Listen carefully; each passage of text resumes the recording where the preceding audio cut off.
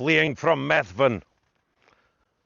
The young James Douglas, in the company of the completely disconsolate King Robert the Bruce, King of the Heather, would head off into the distance. Douglas, at the tender young age, would not yet be such a known name on English lips. But in the months and years to come, his name would reach legendary status, and he would strike fear into the heart of his enemies.